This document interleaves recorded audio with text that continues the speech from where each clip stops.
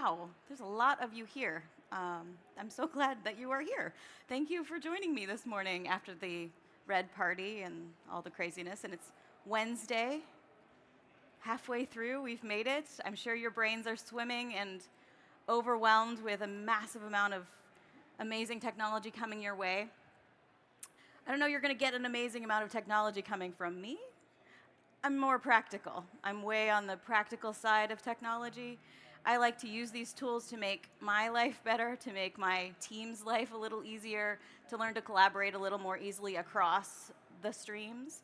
So I try not to, I'm not going to overwhelm you with a bunch of technology. I'm going to talk to you about 5 really great ways that you could use the SharePoint site that lives behind your Microsoft team or your Yammer community to continue to connect those dots for people and meet them wherever they are. If they like SharePoint, point them to SharePoint. If they like Microsoft Teams, use Teams. If they like Yammer, use Yammer. Use them all together to continue to build that collaboration ecosystem in your work life. The 5 things I'm going to talk to you about today are and these are not the only 5, obviously. These are just 5 ways that you could, right away today, start using these tools together. You could use Planner and put that right on your SharePoint site. You can use Microsoft Stream recordings of your meetings or your trainings, put them right on your SharePoint site. SharePoint news pages can be used, and I don't think they're well used yet, so you could start using those in your SharePoint site and putting them back into Teams. You can use the SharePoint News Connector in case you don't want to make the post yourself, you can create a connector that will do that for you. And often there are other SharePoint document libraries that you may have already built up a whole bunch of stuff in, or you have different metadata on that particular SharePoint library. Maybe you want to add that back into your Microsoft team for easy access. So I'm going to talk you through those 5 things that I think are really great and really easy to do, and I hope that it inspires you to go back to your work life and maybe use a couple of these in what you do. I'm Amy Dolzine. I'm a Microsoft MVP for Office Applications and Services. I'm very passionate about collaboration and connection and using these amazing tools to make all of you more productive. I'm also a manager in our Modern Workplace Microsoft practice at EY, and I'm really happy to be here. And please, I look forward to hearing your questions at the end of this, or please come up and talk to me at any time. I'm happy to engage with you and chat about what you're doing, and I'm hoping to learn from you too.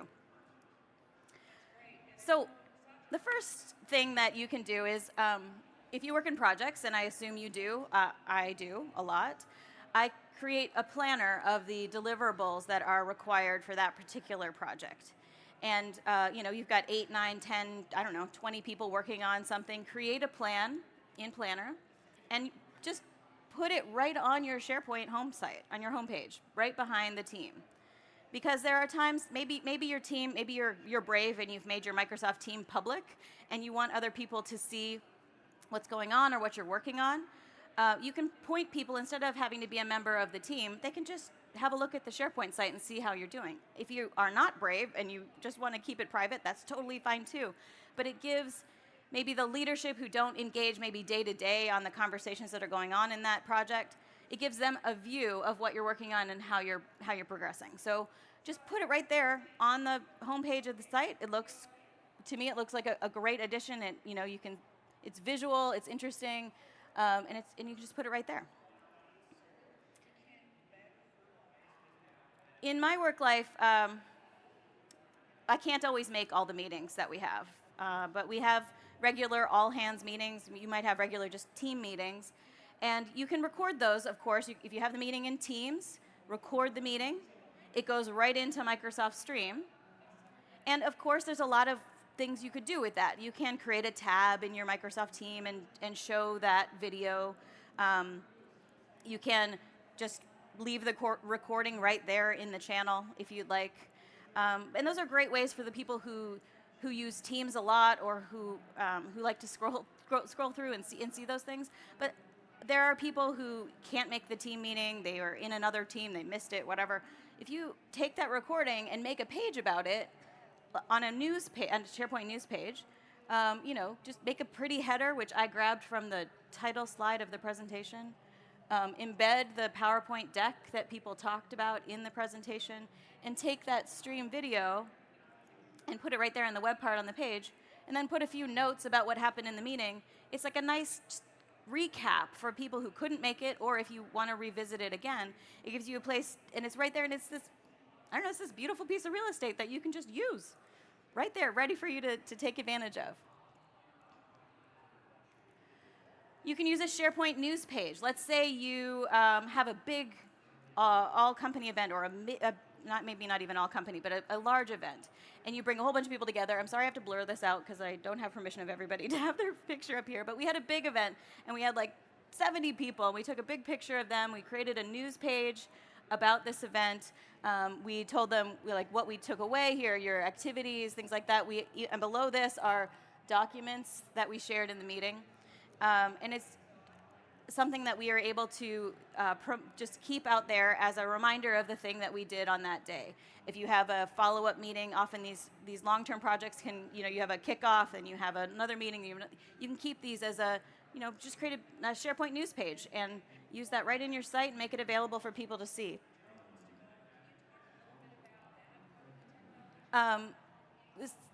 This idea of using a SharePoint news connector, I know this is not the same page as the one before, but you could use it in the same way. So the all hands meeting, for example, I also created a news page for. And whenever I create a news page in my SharePoint site behind this team, I use a Microsoft Teams or connector.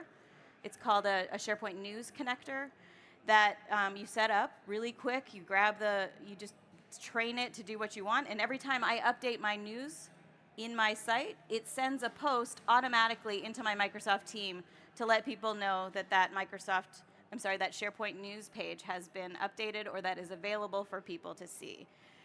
I like it because I can't always, I'm running between things. I've created the SharePoint page. I click, post, and then I'm off to my next thing. This just remembers for me to push that back out into the team so everybody knows that it's there. And you can do that for any of the news pages that you have in your site. You can choose what channel you'd like those particular posts to go to. It's just a great way to connect the dots.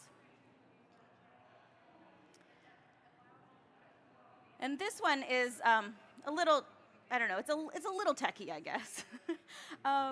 I use metadata a lot in the file structures that I've created in SharePoint libraries. I like to know what that particular file is all about. And to me, often my document libraries have very different metadata in them. Sometimes I want to know, what kind of document is this? Is it a delivery document? Is it a sales document? Is it who last modified this document, of course? But you often have different metadata choices that you want to make in each document library. And the Microsoft Teams channel, the document library behind that channel, allows you to have kind of one choice of metadata. But what if you have other SharePoint document libraries that you also want to connect to this same idea? Well, you can add cloud storage really, really easily in Microsoft Teams to the other document libraries that you may already be using or that are already, already in that site, and just they end up as folders at the top of your of the channel files area in that team. I'll just demonstrate kind of how to do that. So when you click that, I'll go back a second. When you click this Add Cloud Storage button at the top of your Microsoft Teams channel files area, this box will come up, and it just, in my organization, it just says SharePoint. In your organizations, it might have other options, but mine just has SharePoint because we've locked it down to only be able to share SharePoint cloud storage. In the document library pop-up that comes up, you can choose either relevant sites or use a specific SharePoint link if you already have the SharePoint link. So I usually do that because I don't like searching around. So I just go find the URL of the SharePoint site that I want to have there, or the SharePoint document library I want to include there. I put it in there. It populates it for me as this pretty little SharePoint link. And then it shows up, and I say Add Folder, and it shows right there. Like I've chosen 2 for mine, and they just show right up there at the top. And you can interact with those when you are uploading files into Teams. You actually get those choices to upload the file into if you'd like to. So or you can pull from them when you're talking about something in Teams and you want to look for that document that's already out there. It's connected right there in the channel, so it makes it really easy for you to share. So that's it. Those are my 5 really quick, I think, practical ways that you can make these communities work better together. Find ways to connect your team, meet them where they are. Give them a place that they don't want to look for it in Teams, they can look for it in SharePoint. If they don't want to look for it in Yammer, they can look for it in SharePoint. Whatever it is, find ways to meet people where they are and connect all your tools together so that people can just feel like they're in the know without having to worry about where to go.